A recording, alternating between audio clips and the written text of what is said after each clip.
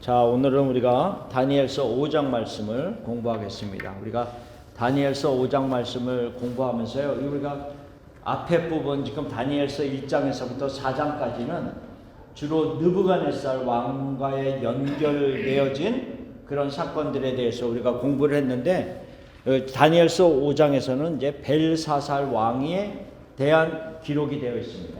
그래서 그 느부갓네살부터 벨사살까지의 왕의 어떤 그 바벨론 왕의 계보에 대해서 간략하게 한번 우리가 정리를 하고 좀 넘어가면 좋을 것 같아서 제가 지금 24페이지에 그렇게 기록을 해놨습니다. 자, 첫 번째 그 신바벨론 제국인데요. 첫 번째 왕이 나보폴라살이라고 하는 왕이었습니다. 근데 느부갓네살의 아버지죠.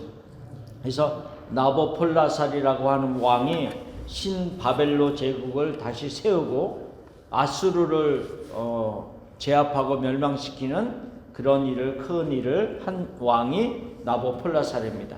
물론 그럴 때 이 느부갓네살도 큰 역할을 같이 했던 것은 맞습니다. 어쨌든 간에 605년에 그 나보폴라살이 병사함으로 말미암아 이제 아들인 느부갓네살이 왕이 되죠. 그래서 느부갓네살이 왕이 되어서 44년을 통치를 합니다. 이 느부갓네살은 특별히 우리가 기억할 것은 유다를 침공해서 3번의 침공을 통하여서 유다를 멸망시키고 결국은 3번에 걸쳐서 포로로 잡아가는 그런 일을 했던 왕이 느부갓네살입니다. 그래서 나보폴라살의 아들 느부갓네살.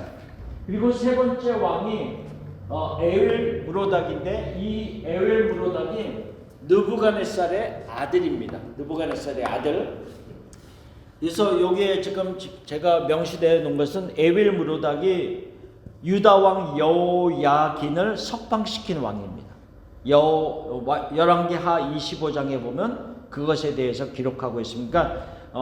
느부갓네살이 죽고 에윌 무로닥이 왕위에 오르자마자 여호야긴을, 그러니까는 유다의 왕을 포로로 잡아갔잖아요. 포로로 잡아갔던 그 왕을 다시 석방시키고 다시 회복시켜서 왕위를 회복시켜서 자기가 먹는, 그러니까 왕이 먹는 밥상에 같이 앉아서 먹을 수 있도록 회복시켜준 왕이 에윌 무로닥이라고 하는 왕입니다. 물론 우리가 뭐 자세히 알 필요는 없어요. 그냥 제가 쭉 설명을 드리면. 근데 이 에윌 무로닥이 죽었어요. 왜 죽었냐면 네리 그리살이라고 하는 이 사람이 암살을 한 거예요. 암살을 해서 죽였어요. 근데 그러면 이 무로닥은 죽었는데 이 암살시키고 네리 그리살이 왕위를 잡았는데, 이 네리 그리살은 누구냐면 느부갓네살의 사위가 되는 거죠. 예, 그러니까 다 집안이에요. 그러니까는 이 에윌 무로닥을 죽이고 네리 그리살이 왕위를 찬탈을 하게 되었어요. 그래서 그렇게 하고 다스리다가 결국 이 사람도 죽고 5년 통치하다가 죽었습니다. 그리고 나서 그 아들, 그러니까 요 밑에 쓴 것은 아들입니다. 5번 라바시 마르둑이라고 하는 아들이 통치를 합니다. 근데 라바시 마르둑은 1년도 안 되는 한 9개월, 또 어떤 신학자들은 짧게 말하면 한 2-3개월 정도 다스리다가 이 사람도 마칩니다. 근데 왜 마치냐면 아마 이분은 정신이 좀 온전치 못했던 것 같아요. 근데 어쨌든 이 나보니두스가 직접 죽인 것 같지는 않지만 귀족들에 의해서 죽임을 당합니다. 그래서 귀족들에 의해서 또 죽임을 당하고 나보니두스라고 하는 사람이 왕이 됩니다. 근데 이 나보니두스도 여러 신학자마다 의견은 다르지만 대부분 보면 느부갓네살의 또 다른 사위다 이렇게 얘기합니다. 네, 결국은 그러니까는 지금 느부갓네살 아래에서는 아들이 왕이 됐다가 아들을 죽이고 사위가 왕이 됐다가 그 아들이 잠깐 또 잡았다가 또 다른 사이가 또 이 아이를 죽인 거죠. 그냥 왕을 죽이고 결국은 나보니두스가 왕이 됩니다. 그러니까 끊임없는 혼란 속에 있는 거죠. 그래서 나보니두스가 왕이 되고 이 나보니두스가 왕이 되어서 다스리는 동안 이 나보니두스의 또 어떤 핵심적인 사항은 뭐냐면요. 이 여기서 지금 마르둑이라고 하는 이름이 들어가 있는데 이 마르둑이라고 하는 것이 바벨론의 여러 신들 중에 최고의 신입니다. 마르둑이. 근데 마르둑을 우리가 지금 그냥 상상을 하면 어떤 모양이냐면 여러분들이 약간 큰 개를 한번 생각해 보세요. 큰 개. 큰 개인데 머리는 용입니다. 머리는 용의 머리를 가졌고 꼬리는 뱀의 꼬리고 그 다음에 이 중간에 모든 비늘 같은 게 있는데 그거는 이제 뱀의 비늘 같은 게 어떤 쫙 있는 거죠. 그런 어떤 모습을 생각해 보면 돼. 용의 머리와 뱀의 꼬리를 가진 네 발 달린 짐승과 같은 굉장히 어떤 사자의 모습, 어떤 모양은 또 사자의 모습과 같은 어떤 의미도 있는 거죠. 그러니까 여러 개를 섞어 놓은 용맹한 신이라고 하는 바벨론의 신, 자기네들이 섬기는 바벨론의 신이 마르둑인데 이 나보니두스는 이 마르둑을 섬기지 않았어요. 누구를 섬겼냐면 가장 중요하게 생각하는 신이 누구였냐면 달의 신. 달의 신인데 그걸로 신이라 그래요. 불러요. 근데 어쨌든 달의 신을 섬겼어요. 그러니까는 대부분의 귀족들과 대부분의 어떤 행정가들과 그 바벨론에 뛰어난 모든 사람들이 대부분 마르둑을 섬기는데 왕이 달의 신을 섬기니까 갈등이 일어날 수밖에 없겠죠. 아무래도 왕이지만 갈등이 일어난단 말이죠. 그리고 나보니두스의 성향은 또 뭐냐면 전쟁을 좋아하는 왕이었어요. 그래서 늘 밖으로 많이 다녔어요. 밖으로 많이 다니면서 전쟁을 하고 전쟁을 안 하는 동안에도 바벨론으로 돌아오는 것이 아니라 여기에 기록해 뭐라고 하냐면 바벨론 도시 대신에 아라비아에 장기간 거주했다 이렇게 말합니다. 그래서 이 나보니두스는 전쟁을 많이 하러 다녔고 전쟁을 안 하는 동안에도 바벨론에 거주하기보다는 다른 곳에 거주하는 모습이었단 말이죠. 그러니까는 이 나보니두스에게 필요한 것은 뭐냐면 나 대신 이 바벨론에 거주하면서 다스릴 또 다른 사람이 필요했던 거예요. 그게 누구냐면 벨사살이라는 아들. 나보니두스와 그의 아들 벨사살은 그래서 거의 같은 시기에 같은 공동으로 통치를 하는 왕입니다. 그래서 그 동시간에 왕이 둘인 것과 마찬가지죠. 그래서 우리가 다니엘서 5장을 이제 읽어보면 이 벨사살 왕이 나중에 다니엘한테 얘기할 때 너가 이것을 해석해주면 셋째 통치자로 세우리라 라고 하는 말이 나옵니다. 그래서 셋째 통치자가 나오는 의미가 나보니두스가 있고 벨사살이 있고 벌써 통치자가 2명이 있잖아요. 그러니까는 그 외에 세 번째로 가장 높은 통치자가 세 번째 통치자이기 때문에 내가 너를 그렇게 세울 것이다 라고 하는 것을 말하는 겁니다. 자, 그래서 나보니두스와 벨사살은 같은 시기에 통치했던 왕이었다 라고 하는 것을 말하고 있습니다. 대부분 이렇게 쭉 보면 되는 거고요. 가장 중요한 것은 지금 다니엘서에서는 느부갓네살과 마지막 지금 바벨론의 마지막 왕인 벨사살 왕에 대해서만 기록을 하고 있다라고 하는 것을 우리가 알면 됩니다. 자, 넘어가겠습니다. 이렇게 대략 왕에 대한 개본을 하고요. 그 다음에 이제 다니엘서 5장으로 들어가서 이제 하나씩 살펴보겠습니다. 자, 다니엘서 5장에 보면 벨사살 왕이 잔치를 벌입니다. 그래서 귀족 1000명을 불러다가 큰 잔치를 베풀면서 예루살렘 성전에서 가져왔던 기명들을 다 가지고 와라 라고 하면서 그 하나님의 성전에서 사용했던 그 모든 그릇들에다가 술을 부어갖고 술잔치를 벌이는 겁니다. 왜 벨사살 왕은 그렇게 행동을 했을까? 이렇게 우리가 질문을 해볼 수가 있는 거예요. 아니, 자기네 나라 안에도 너무나도 좋은 그릇들이 많이 있었을 텐데 굳이 예루살렘의 성전에서 사용하던 그 그릇들, 기명들을 가지고 와서 거기에다가 왜 부어 마시게 했을까라는 우리가 질문을 해볼 수가 있다는 거죠. 자, 그런 질문을 했을 때 우리가 아까 역사 속에서 뭘 얘기를 했냐면 나보니두스는 달의 신을 섬겼기 때문에 늘 귀족들과 갈등이 있었다고 얘기했어요.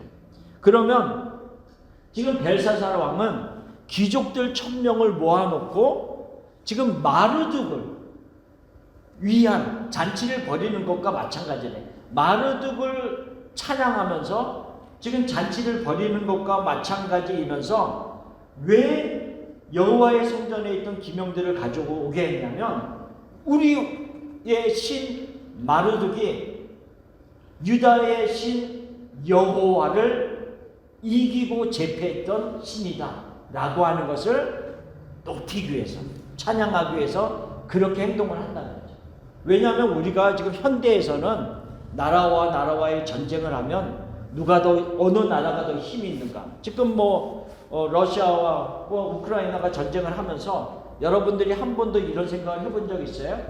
러시아의 신과 우크라이나의 신, 어느 나라의 신이 더 센가? 이런 생각은 안 하잖아요. 어느 나라가 더 군사적으로 더 강력한 힘을 가지고 있는가? 그러면서 여러 가지를 다른 면을 생각하지. 그런데 고대에서는 그렇지 않았다는 거죠. 고대에서는 전쟁을 하면 항상 그 나라의 신들의 전쟁이라고 생각을 했어요. 그러니까는 바벨론과 유다가 전쟁을 하면 마르둑이 더 강한가, 여호와가 더 강한가에 늘 그런 생각을 갖고 싸웠단 말이죠. 그런데 바벨론이 이겼단 말이죠. 바벨론이 이겨서 느부갓네살이 그 유다의 예루살렘 성전에 있는 모든 기명들을 다 옮겨서 마르둑의 신전에다가 다 갖다 놓는단 말이죠. 그것은 그 당시에는 자연스럽게 있었던 행동들이었어요. 자연스러운 거예요. 누구든지. 자연스러운 행동이었고 거기까지는 하나님이 용인을 하신 것 같아요. 왜? 하나님이 이미 결정한 사항이 있기 때문에. 왜? 유다가 바벨론에게 포로가 되어야지만이 너희가 살 수 있다 라는 것을 예레미야 선지자를 통해서 끊임없이 말씀하셨기 때문에 그 당시에 예루살렘이 파괴되고 성전에 있는 모든 것들이 옮겨져서 마르둑 신전으로 그냥 다 옮겨져 가는 것은 하나님이 용인했던 부분이었던 것 같아요. 그러나 그까지의 선이 아니라 벨사살은 선을 넘었어요. 요즘 말로 말하면 마지막 지켜야 될 선을 넘어버린 거예요. 그래서 예루살렘 성전에 있는 것들을 다 가져다가 술잔치를 벌이면서 우리가 믿는 마르둑이 훨씬 더 강하다. 그리고 여호와 하나님을 조롱하는 그런 잔치를 벌인 거죠. 그런데 이 상태가 지금 어떤 상태냐면 우리가 이제 다니엘서 5장을 다 이미 알지만 바벨론이 지금 그 날에 멸망을 당한단 말이에요. 벨사살 왕은 죽임을 당하고 바벨론은 멸망을 당한단 말이죠. 어디에게? 메데 바사 연합군에게. 그러면 갑자기 하루아침에 확 들어와 갖고 죽인 게 아니라는 거죠. 이미 메데 바사 연합군들은 전쟁을 하기 위해서 바로 앞에 진을 치고 있는 모습이라고. 지금 바벨론과 전쟁을 벌이기 위해서 진을 치고 지금 전쟁을 앞두고 있는 그런 위기의 순간이에요. 그런 위기의 순간에 벨사살이 선택한 것은 술잔치를 벌이는 것. 단순히 술잔치를 벌이는 것의 의미는 아까 말한 것처럼 우리가 믿는 마르둑이 강한 신이다 라고 하는 것을 높이면서 여호와를 조롱하는 그런 모습으로 나갔던 거죠. 그래서 어쨌든 간에 그런 어떤 술잔치가 막 벌어지고 있는 상황 속에서 갑자기 저 반대편 벽에 손가락들이 막 나타나서 글씨를 막 쓰는 거예요. 손가락만 나타나서 글씨를 쓰면. 그래서 지금 벨사살 왕이 다니엘서 5장에 보면 막 다리가 후들거리고 넓적 다리가 막 부딪히고 난리가 난 거예요. 난리가 나고 술 맛이 완전히 떨어진 거죠. 뭐 잔치의 기분이 아니라는, 완전히 떨어지면서 큰 소리로 소리를 지르면서 뭐라고 말하냐면, 바벨론에 있는 모든 술객과 지혜자들을 다 불러 모아라. 빨리 들어오게 하라. 소리를 크게 질렀다라고 성경은 기록하고 있어요. 너무 놀란 거죠. 빨리 들어오게 하라. 그래서 그 지혜자들이, 바벨론에 있는 모든 지혜자들이 다 들어와서 저거 지금 쓴 글이 무슨 글이냐, 글을 읽고 해석을 해라, 이렇게 얘기합니다. 그런데 아무도 그 글씨를 읽지도 못했고 당연히 해석도 하지 못했음을 이야기하고 있습니다. 그런데 그때 막 왕의 잔치 중에서 막 소문이, 어떤 막 이상한 막 소리가 들리고 막 또 얘기가 들었겠죠. 그래서 왕비가 나타납니다. 왕비가 나타나는데 그것이 이제 10절부터 나옵니다. 10절부터 왕비가 나타나서 왕에 대해서 이제 이렇게 얘기합니다. 우리가 5장 10절을 볼까요? 5장 10절을 보면 왕비가 왕과 그 귀족들의 말로 말미암아 잔치하는 궁에 들어왔더니 라고 합니다. 그러면서 왕에게 이런저런 얘기를 합니다. 이런저런 얘기를 하면서 우리가 10절을 보면 이렇게 얘기합니다. 왕의 나라에 거룩한 신들의 영이 있는 사람이 있으니 곧 왕의 부친 때에 있던 자로서 명철과 총명과 지혜가 신들의 지혜와 같은 자니이다. 왕의 부친 느부갓네살 왕이 그를 세워 박수와 술객과 갈대아 술사의 점쟁이의 어른을 삼으셨으니 왕이 벨드사살이라 이름하는 이 다니엘은 마음이 민첩하고 지식과 총명이 있어 능히 꿈을 해석하며 은밀한 말을 밝히며 의문을 풀 수 있었나이다. 이제 다니엘을 부르소서, 이렇게 얘기합니다. 왕비는 어떻게 이렇게 잘 알고 있을까요? 그렇죠? 지금 벨사살은 난리가 나서 다 불러들여라 라고 했는데, 모든, 이제 다니엘은 물론 안 들어온 상태에서 다른 모든 지혜자들이 들어와서 아무도 읽지도 못했고 해석도 못하고 있는데, 왕비가 들어와서 그 모든 상황을 다 정리해 줍니다. 왕비는 어떻게 이렇게 잘 알고 있을까? 그렇죠? 참 명철한 사람이었습니다. 이제 우리가 이제 일반적으로 이 왕비는 도대체 어떻게 이렇게 잘 알고 있을까라고 얘기했을 때, 신학자들이 물론 크게 두 가지로 분류해서 해석합니다. 첫 번째로는 이 왕비가 벨사살의 아내가 아니라 벨사살의 어머니 왕비, 그러니까 우리가 태우라고 부르나요? 그러니까 그 왕비일 것이다, 이렇게 얘기합니다. 왜냐하면 아까 나보니두스가 뭐라 그랬어요? 느부갓네살의 사위일 것이다 그랬잖아요.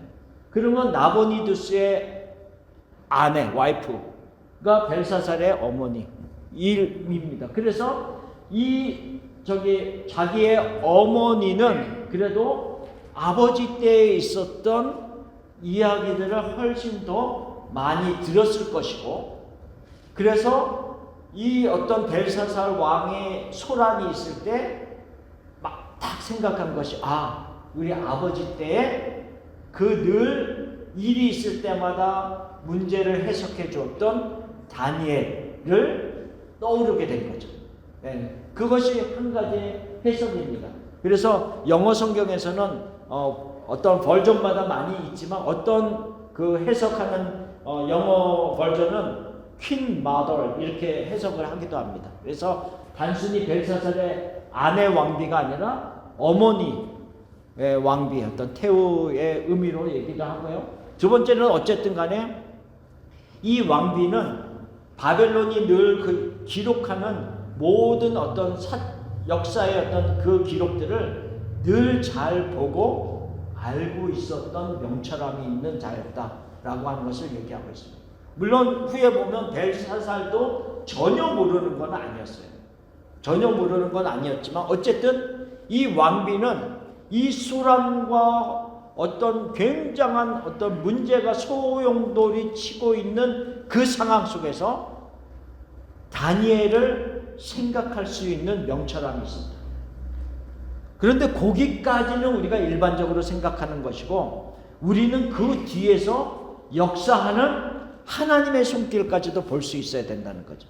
뭐냐면 지금 다니엘이 전반적으로 흐르는 그 맥락은 뭐냐면 느부갓네살에게 계속 이야기했던 것은 이 모든 것을 통치하는 자는 나 여호와다 라고 하는 것을 굉장히 계속 끊임없이 얘기했고 주관자가 하나님이라는 것을 얘기했잖아요. 마찬가지라는 거죠. 이 벨사살 왕 때 일어났던 일들 속에서도 이 왕비를 통해서 하나님은 그에게 깨닫게 하시고 다니엘을 다시 소환할 수 있도록 부르시는 그 뒤에서 주관하시는 하나님의 손길이 있는 것이다 라고 얘기합니다. 어쨌든 간에 이 왕비가 다니엘에 대해서 어떻게 얘기를 하고 있냐면 다시 한번 얘기하면 25페이지 맨 밑에 보면 왕의 나라에 있는 그러니까 벨사살 왕에게 얘기합니다. 이미 당신의 나라에 이런 사람이 있습니다 라고 얘기하는 거예요.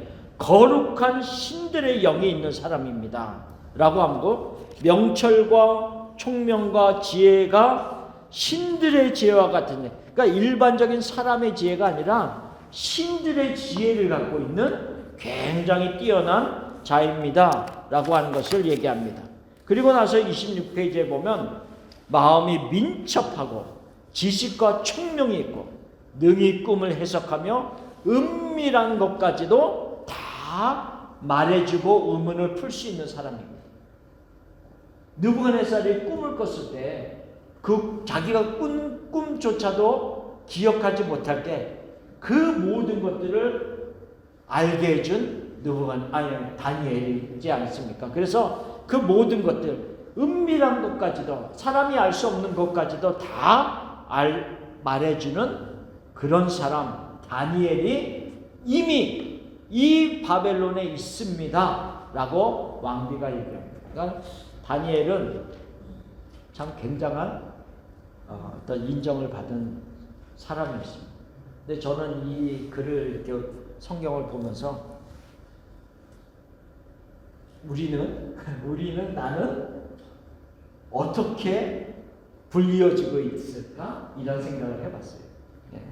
그러니까 물론 다니엘처럼 뭐 굉장한 어떤 특별한 지위는 우리가 가지고 있지 않지만 우리가 소소하게 우리의 일상적인 삶들 속에서 살아가면서 우리는 어떠한 모습으로 인정이 되어지고 불리어지고 있는가 이런 생각을 해봤습니다. 옛날에 이런 일이 한 번 있었어요. 대학부 시절에 이제 그 우리 대학부가 이제 그 뭐라 그러죠? 부흥회? 아니요. 수양회.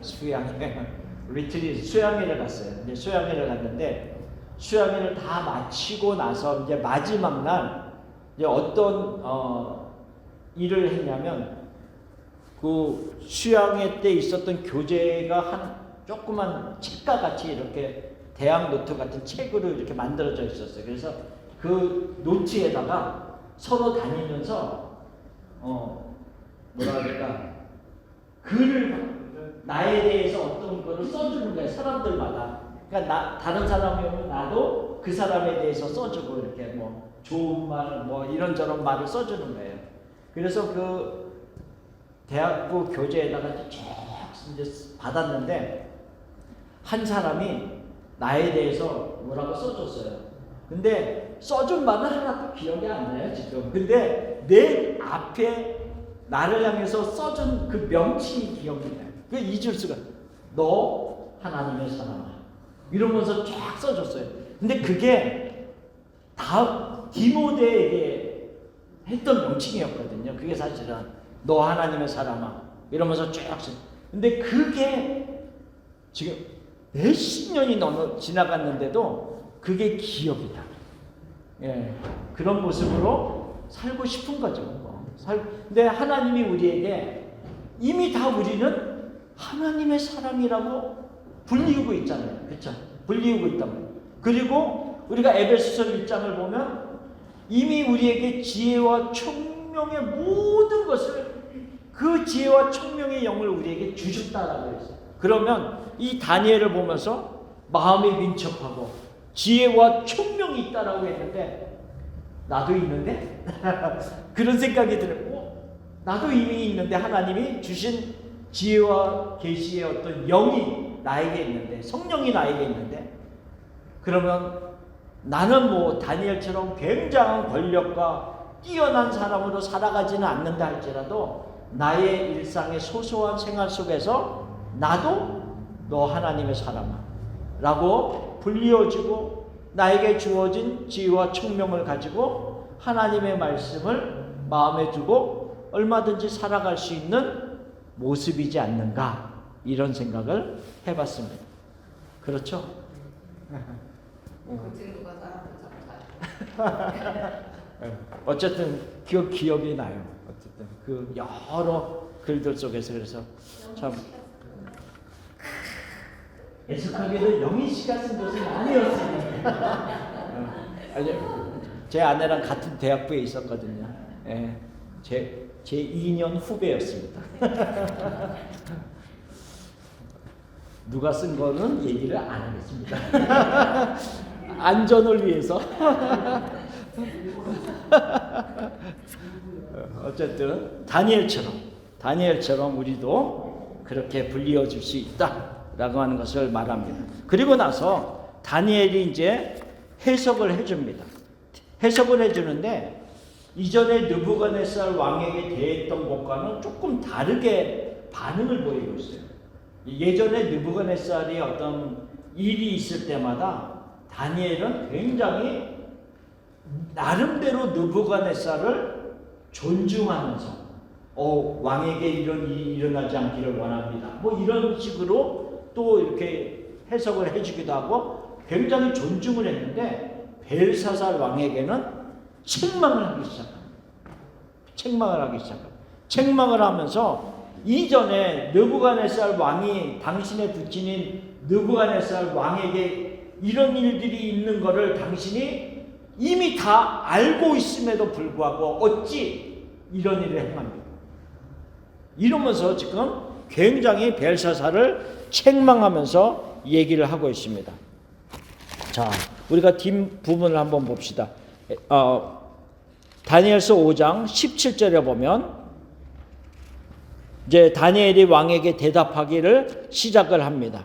시작하면서 18절에 왕이여, 지극히 높으신 하나님이 왕에 붙인 느부갓네살에게 나라와 큰 권세와 영광과 위엄을 주셨고 그에게 큰 권세를 주셨으므로 백성들과 나라들과 언어가 다른 모든 사람들이 그의 앞에서 떨며 두려워하였으며 그는 의미로 죽이며 의미로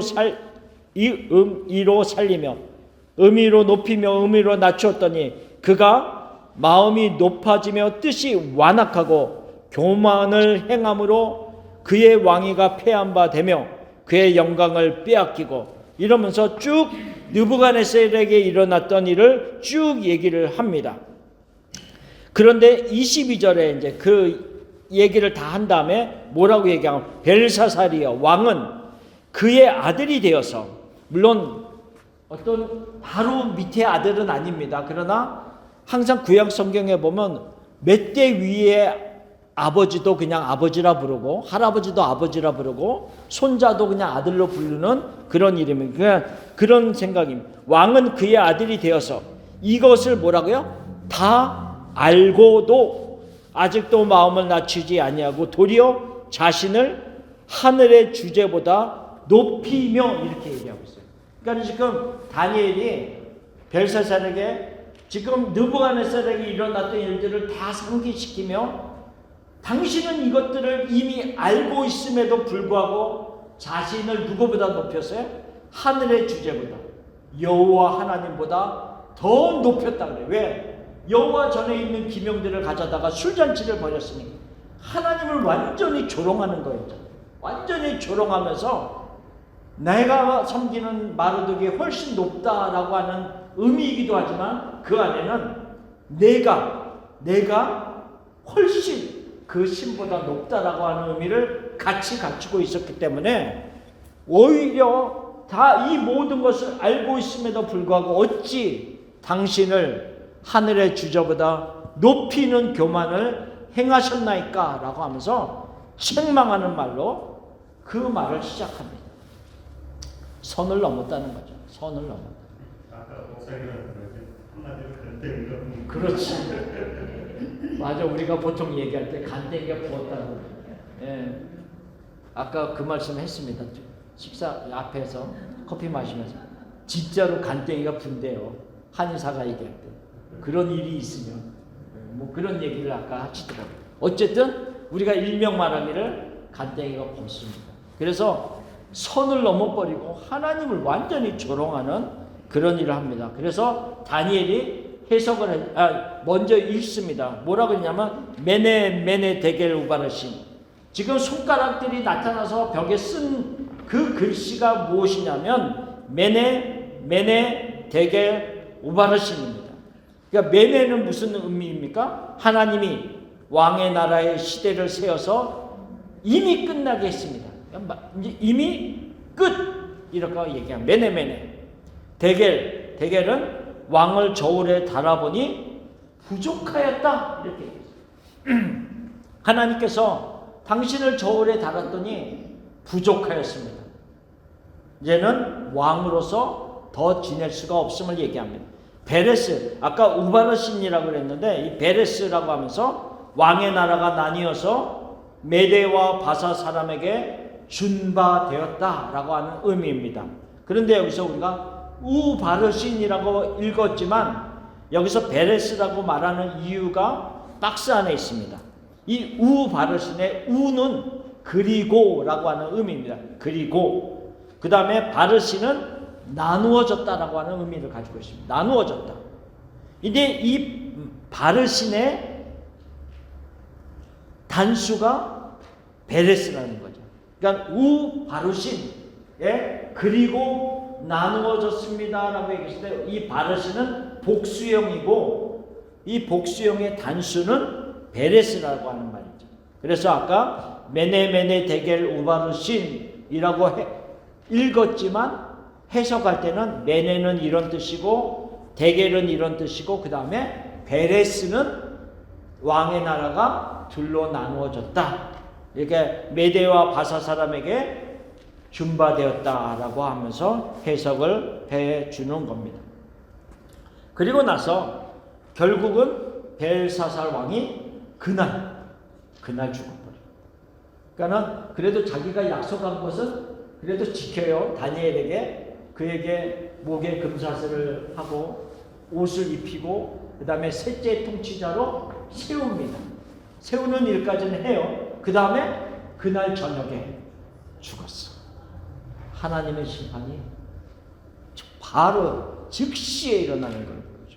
그래서 그날 저녁에 벨사살 왕은 죽고 결국은 바벨론은 멸망을 당합니다. 그러니까 바벨론의 멸망이 그러면 유다 백성들에게는 무슨 의미가 있냐는 거죠.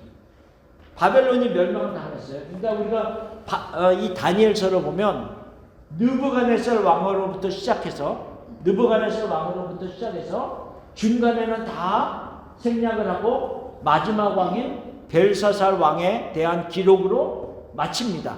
왕들의 기록은 마칩니다. 그러면 이 바벨론이 멸망당하는 것이 유다 백성에게는 무슨 의미가 있느냐라고 하는 것을 우리가 생각해 보겠습니다. 그 다음 페이지에 보면 자 무슨 의미가 있는지를 봅시다.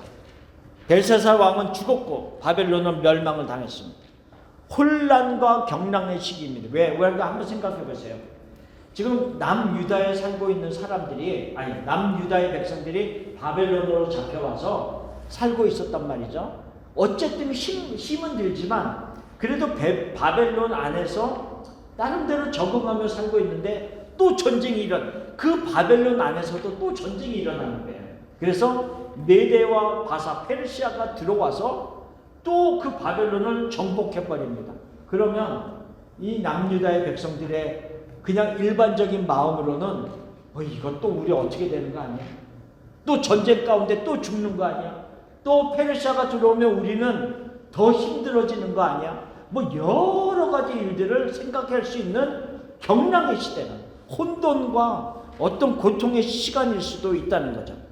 그 시간에 그들의 마음속에는 무슨 마음들을 가지고 있어야 되었는가라고 하는 거죠. 과연 그들의 마음속에 하나님에 대한 언약의 말씀이 남아있는 사람이 있었을까? 라고 하는 것을 얘기합니다. 무슨 의미인가 하면 느부갓네살이 통치가 605년, 기원전 605년에 시작합니다. 605년에 시작하는데 이 605년에 시작해서 벨사살로 끝나는데 느부갓네살의 시작과 벨사살의 마지막이 거의 70년이 된다는 거죠. 거의 70년이 된다는 거죠.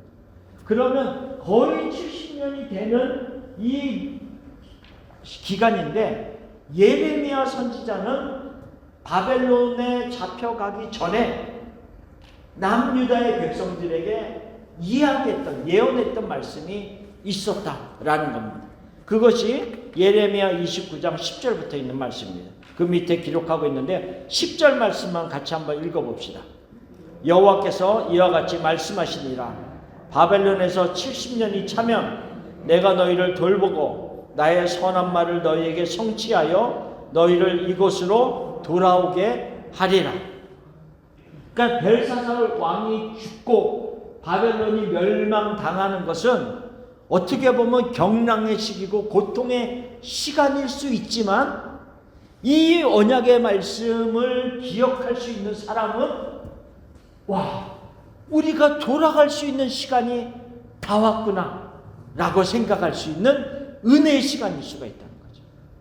이것을 이 다니엘서 나중에 보면, 다니엘서 이 지금 중간에 보면 다니엘서 9장 2절 3절에 다니엘이 하나님의 말씀 율법책을 읽다가 이 말씀 예레미야 29장 말씀을 읽었던 것 같아요.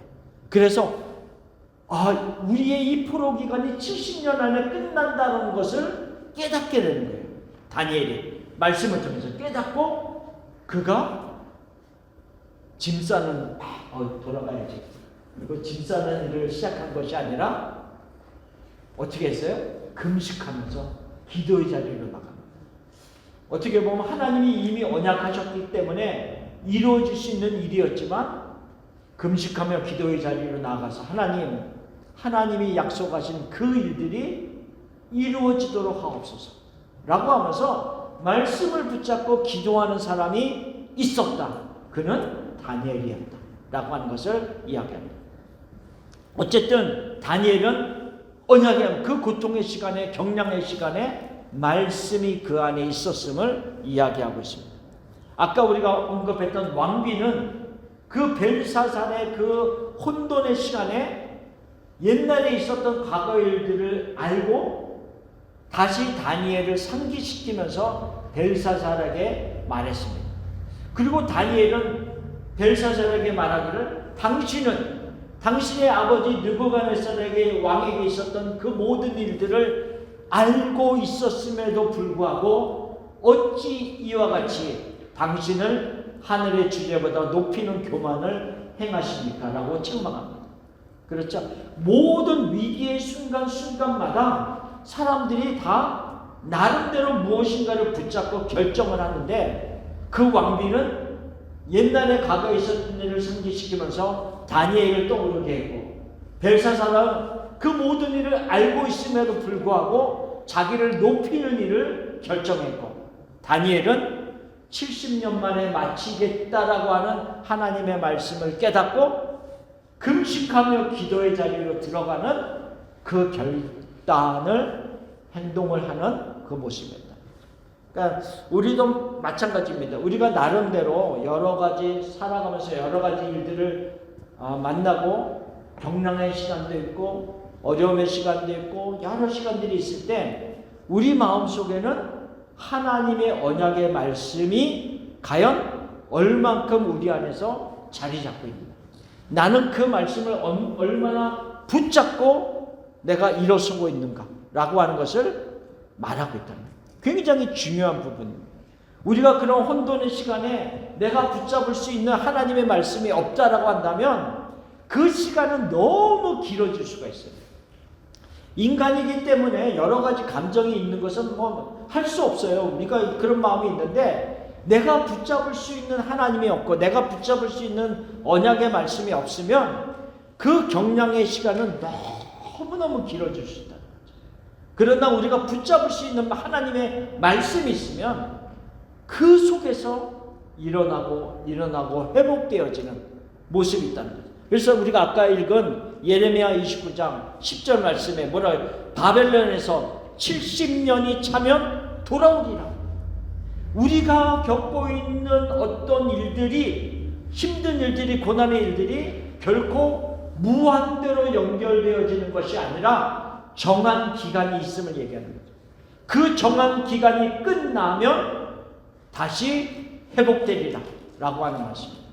우리는 그 모든 시간 하나님의 어떤 때로는 징계의 시간이라 할지라도 그 시간은 정해져 있습니다. 하나님이 정해져 있습니다. 정해놓았습니다. 왜? 정해놓은 이유가 있어요. 11절에 뭐라 그랬어요? 여호와의 말씀이니라 너희를 향한 나의 생각은 내가 안다 그랬어요. 하나님이 너희를 향한 나의 생각은 내가 아나니 평안이요 재앙이 아니니라 너희에게 미래와 희망을 주는 것이니라. 하나님이 우리를 향해서요 아무 이유 없이 내가 잘못했네 이러면서 행동하는 하나님이 아니라는 거죠. 그렇죠? 내가 이러려고 너한테 아픔을 준 게 아닌데 이렇게 실수하시는 하나님이 아니라 하나님이 내가 다 안다 그랬어요. 근데 뭐라 그랬냐면 재앙이 목적이 아니라 평안이 목적이고 희망을 주고자 하는 목적이다 라고 하는 것을 말씀하고 있습니다. 그러면서 뭐라고 얘기하냐면 11절에 너희가 내게 부르짖으며 내게 와서 기도하면 내가 너희들의 기도를 들을 것이요 너희가 온 마음으로 나를 구하면 나를 찾을 것이요 나를 만나리라. 비록 너희가 바벨론에 있을지라도 비록 너희가 포로로 잡혀가서 눈물을 흘리며 살아가는 시간에 있을지라도 내가 너희를 결코 버릴 것이 아니다라는 것을 얘기합니다. 그렇죠? 내가 결코 너희를 버릴 것이 아니다. 그래서 너희가 기도하면 내가 들을 것이고 응답하겠다라고 얘기합니다. 너희가 나를 찾으면 내가 만나겠다 그랬어요. 그 하나님이 왜 그런 하나님이냐면 우리에게 평안을 주시기를 원하시는 우리의 아버지, 우리의 하나님이시기 때문에 그렇다라고 하는 것을 말씀하고 있는 겁니다. 그래서 14절에 다시 이것은 여호와의 말씀이다. 아까 위에서 쭉 얘기했던 그 말씀을 다시 얘기합니다. 이것은 여호와의 말씀이니라. 나는 너희들을 만날 것이며 너희를 포로된 중에서 다시 돌아오게 하되 내가 쫓아 보내었던 나라들과 모든 곳에서 모아 사로잡혀 떠났던 그것으로 돌아오게 하리라. 이것은 여호와의 말씀이니라. 온전한 회복을 내가 이룰 것이다 라고 합니다. 제가 왜 예레미야 29장에 이 말씀을 맨 마지막에 썼냐면 사실은 벨사살의 왕의 이 기록, 다니엘서 5장의 기록은 물론 그 자체로 우리가 교만을 행하면 안 됩니다.